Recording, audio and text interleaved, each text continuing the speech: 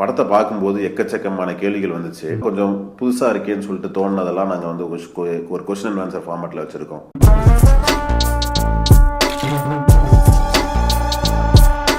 ஒருத்தர் லிம்போக்குள்ள போயிட்டாரு, அவருக்கு ரியல் வேர்ல்ட்ல என்ன ஆகும்? லிம்போக்குள்ள போயிட்டாங்கன்னா பிசிக்கலா எந்த ஒரு பிரச்சனையும் வராது. எப்ப செடேட்டிவ் முடியுதோ அப்ப எஞ்சிக்குவாங்க. ஆனா எங்க இஷ்யூ வரும்னா சைக்கலாஜிக்கலா அவர் லிம்போக்குள்ள போயிட்டா 50 வருஷம் பல டிகேட்ஸ் கூட வாழ வாய்ப்பு இருக்கு. அங்க ஒரு ஐடென்டிட்டியில இருக்காருன்னா நிஜ வேர்ல்ட்ல அவர் என்னவா இருந்தாருன்னு கூட அவர் ஞாபகம் இருக்காது. அவர் பேர் என்ன, அவர் என்ன வேலை பார்த்துட்டு இருக்காரு, எந்த ஒரு டீட்டெயிலா அவருக்கு ஞாபகம் இருக்காது. அதனால வந்து அவர் வந்து சைக்கலாஜிக்கலா பயங்கரமா அஃபெக்ட் ஆயிடுவாரு. அவர் நிஜத்துல இருக்காரா கனவுல இருக்காரான்ற பிரச்சனை வரும். மாலுக்கும் காபுக்கும் அந்த இஷ்யூ தான். அந்த 2 பேருக்குமே அதே இஷ்யூ தான். அடுத்தது வந்து ஃபர்ஸ்ட் வந்து சைட்டோ வந்து லிம்போக்குள்ள அடிப்பட்டு லிம்போக்குள்ள போயிடுவாரு. ஃபிஷரை வந்து மால் சுட்டுட்டு அவங்களும் லிம்போக்குள்ள போவாங்க. ஆனா பாத்தீங்கன்னா காபும் பின்னாடியே போயிடுவாரு, ஆட்ரியானும் பின்னாடியே போயிடுவாங்க. ஆனா எல்லாரும் ஒரே லிம்போக்குள்ளதான் போறாங்க. ஏன்னா ஒவ்வொருத்தவங்க இப்ப நான் செத்துட்டேன்னா நான் என்னோட லிம்போக்குள்ள தானே இருக்கணும் அப்படின்னு சொல்லிட்டு ஒரு கேள்வி. ஆமா, ஆக்சுவலா லிம்போங்கிறது வந்து காமன். முதல்ல யாரு போறாங்களோ அவங்க முதல்ல லிம்போக்குள்ள போயிருவாங்க. என்னோட லிம்போ உன்னோட லிம்போன்னு எதுவுமே கிடையாது. எப்பயுமே லிம்போங்கிறது ஒரு காமனான ஃபர்ஸ்ட் கிரியேட் பண்ணாங்க. அதனால அந்த 2 பேர்ல வந்து இப்ப காபு உயிரோட இருக்காரு. காபு கிரியேட் பண்ண, ஏன்னா அவரும் ட்ரீம்குள்ள இருக்காரு. அவரு கிரியேட் பண்ண லிம்போக்குள்ளாரதான் இவங்க போவாங்க. இவங்களுக்கு தனியா எந்த ஒரு லிம்போன்னு கிடையாது. சைட்டோ வந்து ஜாப்பனீஸ் ஸ்டைல்ல இருக்கிற மாதிரி இருக்கும். அது அவரோட லிம்போ. அவரு கிரியேட் பண்ண லிம்போக்குள்ளார அவரு கிரியேட் பண்ண வேர்ல்ட். அவரு கிரியேட் பண்ண என்னோட வாழ்வியல்னு சொல்லிட்டு அவரே கிரியேட் பண்ண ஒரு ஆமா ஆமா அவரு வந்து நான் இப்படிதான். இப்ப ஒரு ஜாப்பனீஸ். அவரோட ஃப்ளோரிங் எல்லாம் பாத்தீங்கன்னா உடன் ஃப்ளோரிங் வச்சிருப்பாங்க. பின்னாடி ஆர்ட் எல்லாம் பாத்தீங்கன்னா ஜாப்பனீஸ் ஸ்டைல்ல இருக்கும். அவங்களோட ஒரு ஸ்வாடு அந்த மாதிரி ஜாப்பனீஸ் ஸ்வாடு அந்த மாதிரி வச்சிருப்பாங்க. அது வந்து அவரு கிரியேட் பண்ண அவருக்குன்னு லிம்போக்குள்ள அவருக்குன்னு கிரியேட் பண்ண ஸ்பேஸ். அது லிம்போல வந்து செத்துட்டா என்ன ஆகும்? லிம்போல செத்துட்டா என்ன ஆகும்னா அவங்களால எப்படியா இருந்தாலும் சிடேஷன்ல தான் இருக்காங்க. லிம்போல செத்துட்டானா வெளியே வர முடியாது. அதுலதான் லிம்போக்குள்ளே தான் இருக்கணும் நம்ம. அதனால வந்து லிம்போக்குள்ள நான் கீழே விழுந்து நான் செத்து போயிடுறேன், நான் வெளியே வந்துடலன்னு சொல்லிட்டு நினைச்சேன்னா முடியாது. நீ என்னதான் லிம்போல இருந்து வெளியே வந்தாலுமே 10 hours உனக்கு செடேட்டிவ் இருக்கு. அந்த செடேட்டிவ் எப்ப முடியுதோ அப்பதான் உன்னால கண்விழிக்க முடியும். அது வரைக்கும் நீ லிம்போக்குள்ளே தான் சுத்திட்டு இருப்ப. நீ செத்தாலும் மறுபடியும் லிம்போக்குள்ளே தான் இருப்ப. அதனால திருப்பி லூப் மாதிரி அதுக்குள்ளே தான் மாட்டிக்கிட்டு இருப்போம். அதனால செத்தும் பிரயோஜனம் கிடையாது. அடுத்தது வந்து காபுக்கு வந்து ஏஜ் ஆயிருக்காது. இவரு லிம்போல தான் இருப்பாரு, சைட்டோவும் லிம்போல தான் இருப்பாரு. காபுக்கு ஏஜ் ஆகாது, ஆனா சைட்டோக்கு ஏஜ் ஆகும். வந்து ஒரு பொதுவா வந்து இருக்கும். காபுக்கு ஏன் வயசு ஆகல, இவருக்கு ஏன் வயசு ஆயிடுச்சு அப்படின்ற ஒரு பொதுவான ஒரு ஆயிடுச்சு. சைட்டோ வந்து ஃபர்ஸ்ட் லெவல்ல அடிபட்டுருவாரு. செகண்ட் லெவல், தேர்ட் லெவல்ல இருக்கும்போது அவர் வந்து இறந்துருவாரு. இறந்த உடனே லிம்போக்குள்ள போயிடுவாரு. அவர் வந்து எந்த கான்சியஸ்ல உள்ளார போனாருன்னு அவருக்கே தெரியாது. அவருக்கு கான்சியஸா அது வந்து லிம்போன்னு அவருக்கு கான்சியஸா தெரியவே தெரியாது. நான் லிம்போக்குள்ள போறேன்ட்டு அவர் போகவே கிடையாது. அவரு வந்து அவர் அறியாமலே உள்ளார போயிட்டாரு. அதை ஒரு நெஜ உலகம்னு நினைச்சு அவர் 50 வருஷமா அங்க வாழ்ந்துட்டு இருந்தாரு.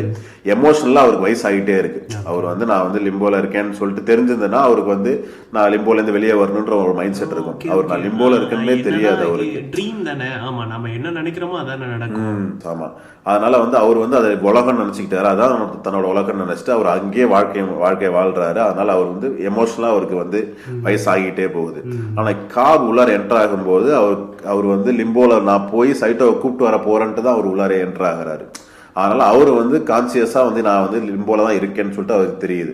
அதனால வந்து இவருக்கு வந்து ஏஜ் ஆகாது, அவருக்கு வந்து ஏஜ் ஆயிருக்கும். இதுல எனக்கு இன்னொன்னு, அந்த ஃபிஷர் வந்து சப்கான்சியஸ்ல வந்து அந்த அட்டாக் பண்ண வராங்கல்ல. சோ நம்ம வந்து கிரியேட் பண்ணல பெரிய பீரங்கி இருக்கிற மாதிரி, பெரிய ராக்கெட் லான்ச்சர் இருக்கிற மாதிரி நம்மளும் கிரியேட் பண்ணலாம். ஏன்னா ட்ரீம் தானே, நம்மளும் கிரியேட் பண்ணல. அது ஏன் பண்ணல? அது ஒரு சீன்லயும் காமிச்சிருப்பாங்க. ஒரு ஸ்னைப்பரை வச்சு சுட்டுட்டே இருப்பான் ஆர்த்தர். நீ என்ன சொல்ற, இவன் ஃபோர்ஜர்ல, இவன் டக்குன்னு கிரனேட் லான்ச்சர் எடுத்து அடிப்பான். ஒரு டிரான்ஸ்ஃபார்மர் பின்னாடி இருப்பான், அது வெடிச்சு சாகிற மாதிரி காமிச்சிருப்பாங்க. அது மாதிரி நினைச்சிருந்தா நம்ம வந்து பெரிய பெரிய கண்ணை வச்சு சொல்லலாம்னு சொல்லிட்டு நினைப்போம். ஆனா என்னன்னா சப்கான்சியஸோட டிஃபென்ஸ் எப்படி இருக்கும்னா, மாஸ்க் படத்துல காட்டுவான்ல, நீ ஒரு கண்ணை எடுத்தீங்கன்னா அதை விட பெரிய கண்ணை அவன் எடுப்பான். நீ டேங்கர் எடுத்தீங்கன்னா அவன் வந்து மிசைல் வச்சு அடிப்பான். அது மாதிரி அவன் சப்கான்சியஸ் வந்து பயங்கரமா டிஃபெண்ட் பண்ணுவான். நீ ஏன்னா ஒரு ஒரு விஷயத்த நீ சட்டிலா நீ புகுத்தும் போது அதை வந்து நீ போய் அப்ரப்டா செய்யக்கூடாது. ஒரு ஸ்டெல்த் மோட்ல தான் நம்ம அசசின் கேம்ல விளையாடுவோம்ல, அப்படியே சட்டிலா போய் கொலை பண்ற மாதிரி இருக்கும்ல, அது மாதிரி தான் அதை பண்ணி அவனுக்கே தெரியாம தான் நம்ம அதை பண்ணணும். நீ எடுத்து நீ சுட ஆரம்பிச்சினா ஒரு பெரிய கிடையாது. ஆமா, அவன் ரியலைஸ் பண்ண ஆரம்பிச்சுவான்ல, இவ்வளவு பெரிய பிரச்சனை நடக்குது, ஏதோ ஒரு ப்ராப்ளம் இருக்கு, அதனால இவங்க என்ன சொன்னாலும் நம்ம நம்ப கூடாது அப்படின்ற மைண்ட் செட்டுக்கு வந்துருவாங்க. அதனால என்ன பண்ணுவாங்கன்னா முடிஞ்ச வரையும் அவாய்டு தான் பண்ணுவாங்க இதை. இப்போ காப் பாத்தீங்கன்னா அவங்க 2 குழந்தைங்க இருக்கும், ஆனா ஃபேஸை காட்ட மாட்டாங்க. அது ஏன், அது வந்து வேணும்னு வச்சதா இல்ல இப்படிதான் இருக்கணும், ஃபேஸ் காட்டக்கூடாது, மேபி அவங்க ட்ரீம்ல உள்ள, எனக்கு தெரியல. இத பத்தி உங்களுக்கு ஏதாவது ஐடியா இருக்கா? ஆக்சுவலா என்னன்னா, அவர் சின்ன வயசுல அவங்க குழந்தை கூட தான் இருந்திருக்காரு, அவர் குழந்தைய தூக்கி தான் வளர்த்திருக்காரு. மால் இறந்து இவங்க கிளம்பும் போது அவங்க குழந்தை பின்னாடி விளையாண்டுட்டு இருக்கும். அந்த ப்ரொஜெக்ஷன் இவருக்கு மைண்ட்ல ஸ்டோர் ஆயிரும். மால் இறந்ததோட கில்ட்னால அவன் குழந்தைய ஃபேஸ் பண்றதுக்கு கூட அவனுக்கு வந்து இது இல்லை, அவனுக்கு அந்த தைரியம் கிடையாது. கிளைமேக்ஸே அதான் அவனுக்கு சொல்ல போனா, அவன் குழந்தைய முகத்தை பாக்குறது தான் வந்து கிளைமேக்ஸ். அந்த கில்ட்டுக்குள்ள இருக்கிறதுனால அவனால அந்த குழந்தைய ஃபேஸ் பண்ணவே முடியாது அவனால. அதனால வந்து குழந்தைகளோட பின்பக்கம் மட்டும்தான் தெரியும். அவன் சின்ன வயசுல இருந்தா குழந்தைய கூட பழகி இருந்தாலும் அவன் கிளம்பும் போது அவங்க குழந்தை எப்படி இருந்தாங்களோ அந்த இதுலதான் கடைசி வரையும் காமிச்சிருப்பாங்க. அவன் எப்ப அந்த கில்ட்ல இருந்து வெளியே வரானோ அப்பதான் அவங்க குழந்தையோட ஃபேஸே காட்டுவாங்க. நிறைய பேர் என்ன நினைச்சிட்டாங்கன்னா, நம்ம குழந்தைய பார்க்கவே இல்லையோ அப்படின்னு சொல்லி, அவன் பிறந்ததுல இருந்து அவன் குழந்தைய பார்க்கவே இல்லையோன்ற மாதிரி நினைச்சிட்டு இருந்தாங்க. காப்புக்கும் மாலுக்கும் ஏன் லிம்போல வந்து வயசே ஆகல? சைட்டோக்கு பாத்தீங்கன்னா வயசு ஆயிருக்கும். லிம்போல ஒரு 50 இயர்ஸ்க்கு மேல இருந்திருப்பான், வயசு ஆயிருக்கும். இவங்களும் அதே 50 இயர்ஸ் காபுக்கும் மாலுக்கும் அந்த உலகத்துல இருப்பாங்க. என்னன்னா வந்து காபு மாலும் கான்சியஸா வந்து நாங்க ட்ரீம்ல இருக்கோம்னு சொல்லிட்டு அவங்களுக்கு தெரியும். அவங்க வந்து அத சொல்லியிருப்பாங்க, நாங்க உலகத்தையே உருவாக்கணும், நாங்க தான் அது கடவுளா இருந்தோம் அந்த உலகத்துக்கு அப்படின்னு சொல்லியிருப்பாங்க. அவங்களுக்கு வந்து அவங்க தான் அதை கிரியேட் பண்ணாங்க, அவங்க தான் அந்த ட்ரீம் அது வந்து ட்ரீம்ங்கிறது அவங்களுக்கு ரியலைஸ் ஆயிடுச்சு. காபும் மாலும் வந்து கான்சியஸா அந்த லிம்போல இருக்காங்க.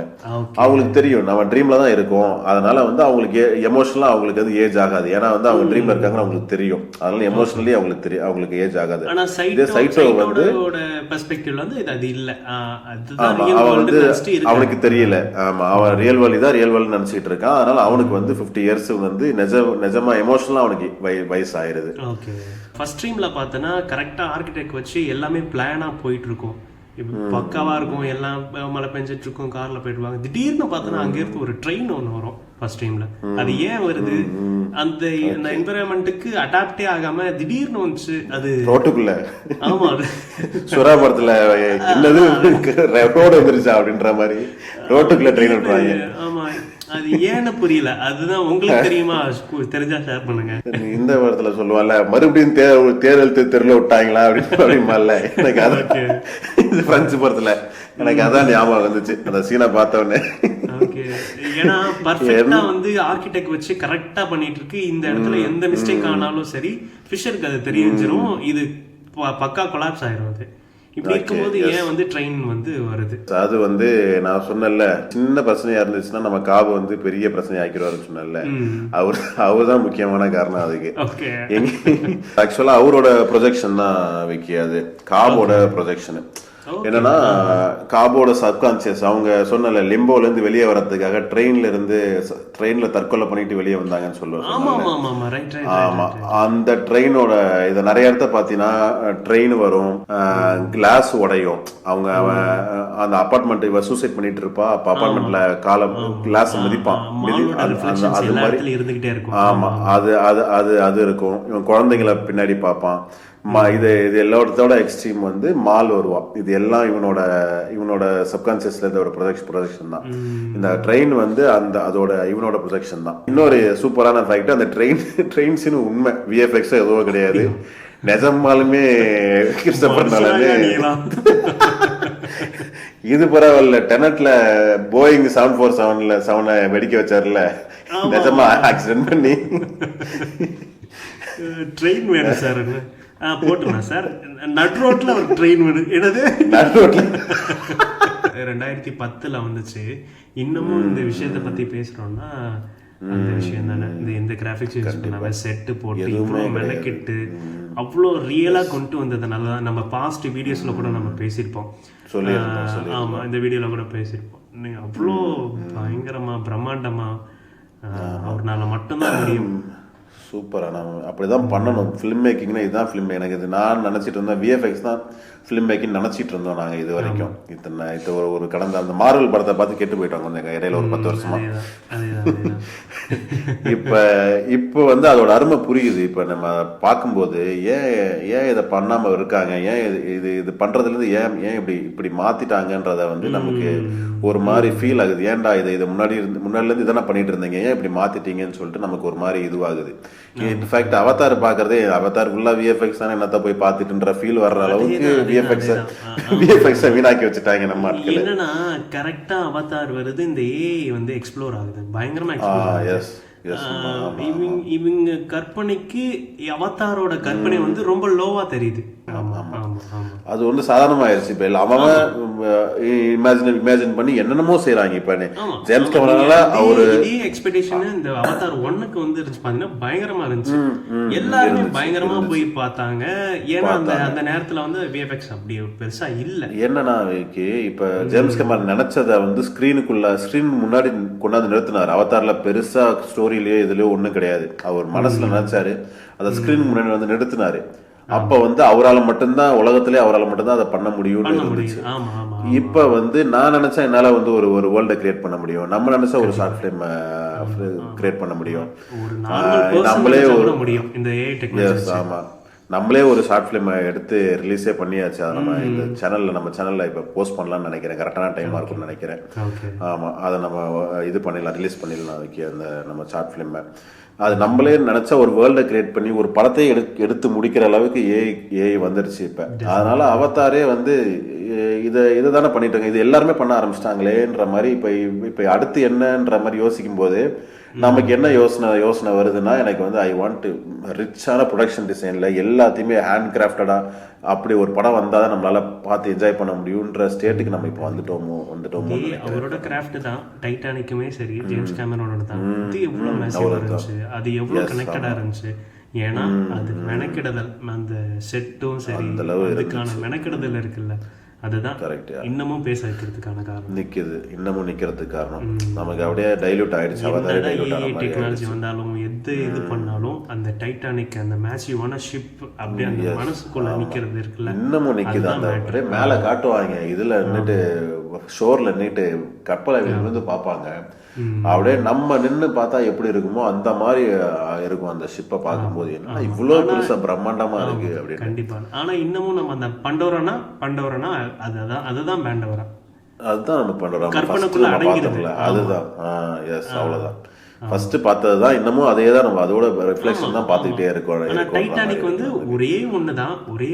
ஆனா அவ்வளவு மேசிவா இருக்கிறது காரணம் ஹேண்ட் கிராஃப்டட். கரெக்ட். ஸோ எல்லாமே ஹேண்ட் கிராஃப்டடு. அந்த மாதிரி தான் கிராஃப்ட் நம்ம இப்போ இருக்கிற டைமுக்கு அந்த மாதிரி தான் எதிர்பார்க்குறோம். நமக்கு விஎஃப்எக்ஸோ இல்லை இதுவோ ஸ்பெஷல் எஃபெக்ட்ஸோ இப்போ இது கிடையாது, பெருசு கிடையாது. இப்போ வந்து ஹேண்ட் கிராஃப்டடாக நம்ம அடுத்து ஒடிசி வந்துருச்சு. ஒடிசியோட ட்ரைலரை பார்த்தோம்னா ஒரு விஷயமும் ஒரு ஃப்ரேமையும் ரியலாக செதுக்கி வச்சிருக்காங்க. இன்னும் சி மான்ஸ்டர்லாம் இருக்கு அப்படின்றாங்க. அதெல்லாம் எப்படி விஎஃப்எக்ஸ் பண்ண போறாரா இல்லை நிஜமா கொண்டு வர போறாரான்ற மாதிரி பேசிட்டு இருக்காங்க. பாப்போம் என்ன பண்ணிட்டு இருக்காருன்னு தெரியல. செம்ம ஈகரா இருக்கு. இன்னும் ஒரு 6 மாசம் இருக்கு நம்ம படத்தை பாக்குறதுக்கு. ஒடிசியை பத்தி பெரிய ஒருத்தருக்கு கிரெடிட் கொடுக்க மறந்துட்டேன். ஹான்சமர் படமே இல்ல. அந்த ஓஎஸ்டி எல்லாம் போட்டு தேய்ச்சாச்சு. ஸ்பாட்டிஃபைல இயர்ல வேப்ல வந்து ஃபர்ஸ்ட்ல வர்றது வேப்ல அதான் காமிக்க. இன்செப்ஷனோட இதுதான் ஓஎஸ்டி தான். பயங்கரமான ஃபேனு. கண்டிப்பா நீங்க வந்து ஏதாவது ஒரு மனசு டிப்ரெஷனா இருந்துச்சு, ரொம்ப டிஸ்டர்ப்டா இருந்தீங்கன்னா ஜாலியா போட்டு நல்ல ஹெட்செட்டை போட்டு ஃபுல் ஓஎஸ்டியும் கேட்கலாம். கதைக்குள்ள இறங்கிட்டு நம்ம டெக்னிக்கலா பேசியிருந்தா டெஃபினட்டா பேசியிருக்கோம். இந்த வீடியோ வந்து நம்ம ஸ்டோரி இந்த மாதிரி போயிட்டதுனால அதுக்கு வெறும் ஸ்டோரியை மட்டுமே பண்றதுக்கே டைம் பத்தல. இதுல மற்ற டெக்னிக்கல் விஷயம்லாம் எங்க போய் பேசுறதுன்னு சொல்லிட்டு அது ஆட்டோமேட்டிக்கா கட் ஆயிடுச்சு. இருந்தாலும் அந்த கிரெடிட் கொடுத்தே ஆகணும் நமக்கு. இனிமேட்டு நல்லா போயிட்டு regular-ஆ இருக்கு. வாரம் வாரம் கண்டிப்பா வீக்லி ஒரு வீடியோ, ஃபுல் வீடியோ. சும்மா மற்றவங்கள மாதிரி ஷார்ட்ஸ் அதெல்லாம் கிடையாது நமக்கு. நம்ம பேசினோம்னா நம்ம ஃபார்மேட்டே ஃபுல் வீடியோ ஃபார்மேட்டு தான், ஒரு பாட்காஸ்ட் ஃபார்மேட்டில் தான் பண்ண போகிறோம். நம்ம இந்த மாதிரி தான் இப்போ பேச போகிறோம். நல்லா ஃபன்னாக இருக்கும், செம்ம ஜாலியாக இருக்கும், செம்ம இன்ட்ரெஸ்டாக இருக்கும். எல்லாத்த பற்றி பேசுவோம். நம்ம படத்தை பற்றி என்னென்ன முடியுமோ எல்லாத்தையும் பேசுவோம். இன்னும் நிறைய படங்கள் பற்றி பேசுறதுக்கு இருக்கு. நல்ல படங்களை பற்றி கண்டிப்பாக பேச போகிறோம். ஃபியூச்சரில் டெஃபினட்டாக வீக்லி ஒரு வீடியோ இல்லைனா 2 வீடியோஸ் வந்துடும். டெய்லி ஒரு ஷார்ட்ஸ் இல்லைனா 2 ஷார்ட்ஸு. அதனால இன்ட்ரெஸ்டிங்கான வீடியோஸ் வரும். மறக்காம சப்ஸ்கிரைப் கண்டிப்பா சப்போர்ட் பண்ணுங்க. பாத்தியாவுக்கு இன்ஸ்டால ஒரு 100 லைக்ஸ் கிட்டத்தட்ட போயிட்டு இருந்துச்சு. அது சொல்ல ஆனா வியூஸ் வந்து ஆமா ஹியூஜ் சப்போர்ட். ஆமா, எங்கள மாதிரி 2000 வியூஸ் தான். நியூ கமர்ஸ்க்கு இவ்வளவு சப்போர்ட் பண்றது ரொம்ப சந்தோஷமா இருக்கு. அதுவும் இல்லாம ரொம்ப என்கரேஜிங்காவும் இருக்கு. வாரம் வீடியோ பண்ணலாம் அப்படின்னு கான்ஃபிடென்ட் கொடுக்கறது உங்களோட சப்போர்ட்ஸ் மட்டும்தான். இன்னும் என்னன்னா ஒரு 2000 பேர் தான் பார்த்துருக்காங்க. அதுல 100 லைக் கிட்டத்தட்ட வந்துருச்சு. அப்படின்னா நம்ம கரெக்டான ஆடியன்ஸ் கிட்ட போய் கரெக்டா போய் ஆல்கரிதம் போய் சேர்க்குதுன்னு நினைக்கிறேன். ஆமா, 2000த்துல 100 பேர், மேக்ஸிமம் 1000 பேர் வந்தா ஒரு 4 பேருக்கு லைக் பண்ண மாட்டாங்க. 1000 வியூஸ் இருந்தா ஒரு 2000 பேர்ல ஆல்மோஸ்ட் 100 பேர் லைக் பண்றாங்கன்னா சூப்பரான ஆடியன்ஸ் கிட்ட கொண்டு போய் நம்மளை சேர்த்துக்கிட்டு இருக்குன்னு நினைக்கிறேன். எங்களோட விஷன் பாத்தீங்கன்னா ஜஸ்ட் வீடியோ போட்டுட்டு நம்ம போறதும் இல்ல. எப்படி பிரெஞ்ச் வேவ்ஸ் வந்துச்சோ அதே மாதிரி நாங்களும் ஒரு வேவ்ஸ் கிரியேட் பண்ணணும்னு பாக்குறோம். ஃபியூச்சர்ல நாங்களும் ஒரு படம் எடுக்கணும், நாங்களும் ஒரு ஷார்ட் ஃபிலிம் எடுக்கணும், நாங்களும் ஒரு கிரியேட் பண்ணுற ஒரு விஷன்ல தான் இருக்கும். கண்டிப்பா பண்ணுவோம். ஒரு சூப்பரான வீடியோ முடிச்சிருக்கோம். அடுத்து ஒரு செம்ம இன்ட்ரெஸ்டான ஒரு வீடியோவில் மறுபடியும் சந்திக்கிறோம். அது வரைக்கும் விடைபெறுவது JK signing off and Vicky. Thank you.